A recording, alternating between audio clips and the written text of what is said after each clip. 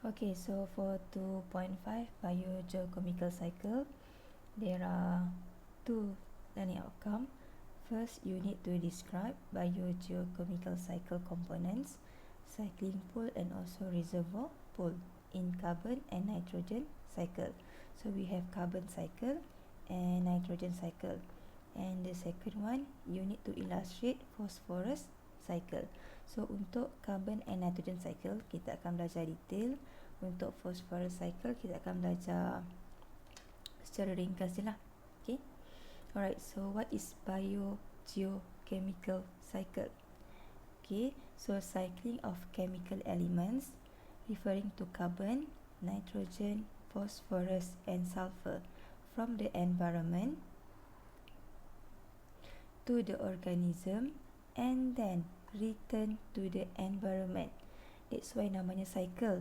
Daripada abiotic components, environment, to the biotic components refer to organism, either plant or animal, and then return back to the environment, referring to abiotic components.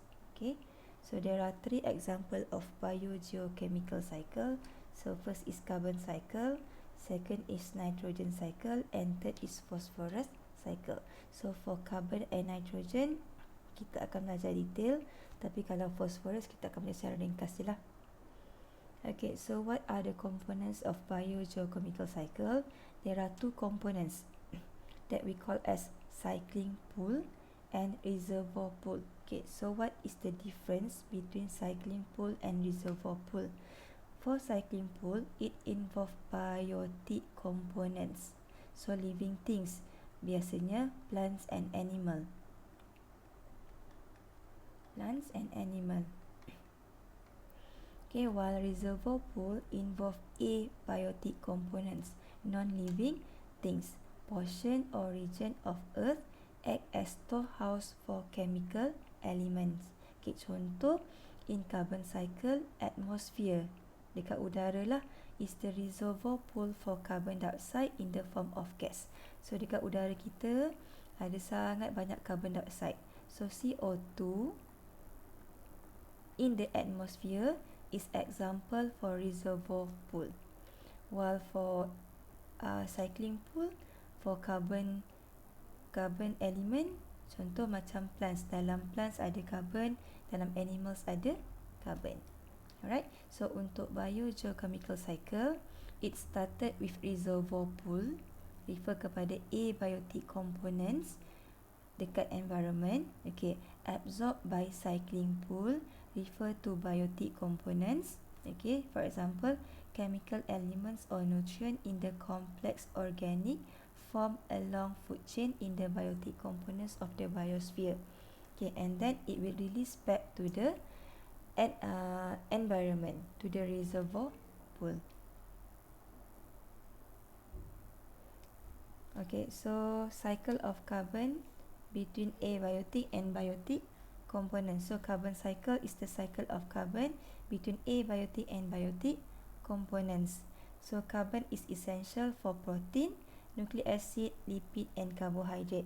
So kalau awak ingat balik, kita belajar chapter 1, dalam setiap protein, nucleic acid, lipid, carbohydrate semua ada carbon. Okay, carbon element lah. Okay, so example for the reservoir pool in carbon cycle. First is hydrosphere, water, referring to ocean and fresh water.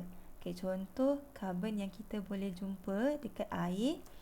For example, dissolved carbon dioxide. So bila carbon dioxide dissolve in water, it will form carbonate ion and bicarbonate ion. Bila carbon dioxide combine dengan water ataupun dissolve dalam air. Okay, second lithosphere, for example, limestone in the form of calcium carbonate. Okay, batu kapur. Okay, and then the third one is atmosphere. Kalau kat atmosphere, in the form of carbon dioxide gas. Okay, so for carbon cycle, macam yang kita tahu, kalau cycle ni dia kena bermula dekat environment. Lepas tu, dia akan absorb by the cycling pool, biotic components, dan dia return semula kepada environment. Okay, start dengan reservoir pool, absorb by cycling pool, and then akan release back to the reservoir pool. Okay, contoh dekat sini, kita punya carbon reservoir pool paling banyak dalam bentuk carbon dioxide in the atmosphere. Gas carbon dioxide lah. Okay, so carbon dioxide, it will fix by plant. So carbon fixation. Fixation ni bermaksud pokok, dia macam kalau bahasa kampungnya tangkap lah, dia tangkap carbon dioxide. Okay, so plant it will fix carbon dioxide through process photosynthesis. So itu cara macam mana carbon daripada reservoir pool masuk ke dalam biotic components. Satu je proses, iaitu photosynthesis. So awak kena sangat berterima kasih dekat pokok lah, sebab pokok yang menghilangkan carbon dioxide dekat kita punya atmosphere. Okay, so when plant undergo photosynthesis, it will fix carbon dioxide. So carbon akan masuk dalam biotic components. Okay, so contoh kat sini saya bagi plant lah So plant. Okay, so plant ni nanti sama ada dia eaten by animals. Contoh herbivore kan, herbivore dia makan plant. So plant is eaten by animal. So sekarang ni kita dah transferkan carbon daripada plant pergi kepada animals. Okay, and then animals, cara animals untuk return back carbon dioxide is by cellular respiration. So bila animal undergo cellular respiration, it will release back carbon dioxide to the reservoir pool. Okay, selain daripada cellular respiration, there are 3 other process that can release back carbon dioxide to the atmosphere through combustion, weathering, and also decomposition. Okay, decomposition ni bila plant dengan animals matilah, dia decompose by decomposer. Okay, so kita tengok satu-satu. So untuk first is carbon fixation. It will occur during photosynthesis by autotroph, either plant or algae. So plant or algae, it will fix carbon dioxide in the atmosphere to synthesize complex organic compound. Example, carbohydrate. Terpulanglah glucose ke, sucrose ke. Okay, bila dia undergo proses photosynthesis. So carbon dioxide plus water in the presence of sunlight. Kena ada sunlight lah. And of course dia kena ada chlorophyll. Yang ni equation untuk photosynthesis. It will form carbohydrate and oxygen. So carbohydrate ni glucose lah. Ini to be specific, the equation for photosynthesis. Okay, so ini untuk the first one is carbon fixation. So plant and algae fix carbon dioxide in the atmosphere to synthesize complex organic compound. So awak tahu kan dalam glucose ada carbon. Yang kita belajar yang ada glucose ada 6 carbon. Yang ni kan macam ni. Tak buat pula. 4 5 1 2 3 4 5 6. So dapatlah carbon dalam plant ataupun algae. Alright, the second process is cellular respiration. Right, so carbohydrate is used as fuel for cellular respiration. Yang ni refer kepada glucose. Yang ni nanti detail kita akan belajar masa chapter 5 nanti, cellular respiration. Okay, so occur in the plant and animal. So plants, walaupun dia undergo photosynthesis, tapi dia still akan berlaku proses cellular respiration. And this process will return carbon dioxide to the atmosphere. So kita kembalikan semula kepada reservoir pool. Alright, so decomposition, carbon dioxide is released during decomposition of dead plant and animals by decomposer. Contoh, saprophytic bacteria and fungi. Ini kena ada perkataan saprophytic ataupun decomposing.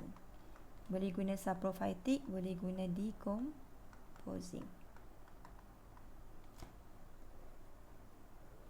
Alright, next is combustion ataupun burning process. So coal, peat and oil are formed from the bodies of ancient trees and animals, including marine organisms that were buried in the layers of sediment millions years ago. Okay, so pokok-pokok dan animals yang mati, dia tertanam bawah tanah menjadi sedimen. So nanti coal, oil dengan peat ni kita panggil sebagai fossil fuel.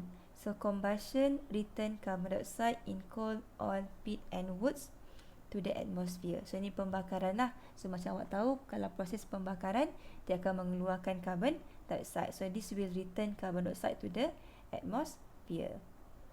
Okay, seterusnya weathering. Okay, dia macam penghakisan lah. Okay, so shell of mollusk. Okay, shell of mollusk. Mollusk ni, kalau awak ingat balik, kita belajar untuk kingdom Animalia, phylum Mollusca. Ingat phylum Mollusca. So mollusk ni is animal under phylum Mollusca.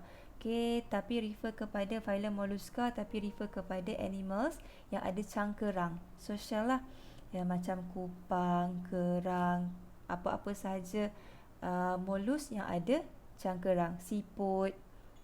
Okay, shell of mollusk contain calcium carbonate. So when mollusk die, their shell sink to the bottom and deposited as limestone. So dia punya cangkerang tu, dia akan mendap menjadi limestone. And the process of chemical and physical weathering will slowly erode it away to return carbon dioxide to the atmosphere and water. So bila berlakunya hakisan, so itu akan return back carbon dioxide either to atmosphere ataupun to water. Okay, so ini dia punya overview. So kalau perasan, tengok tak anak panah. Okay, perhatikan anak panah. Hanya satu sahaja arrow yang menggunakan carbon dioxide. Lagi 1, 2, 3, 4 arrow. All of this will return back carbon dioxide to the atmosphere. Okay, so yang pertama ni photosynthesis lah. So carbon dioxide in atmosphere, it will fixed by the plant and also algae. Through process photosynthesis, it will produce sugar and use carbon source to make organic compound. Contoh macam glukos, dalam glukos ada carbon. Okay, and then plant, it will consumed by animals. So carbon tadi daripada plant, it will transfer to the animals when animals eat the plant. So animal use carbon source to make organic compound. Okay, and then animal, it will undergo cellular respiration. Yang ni kalau nak lebih tepat, cellular respiration lah.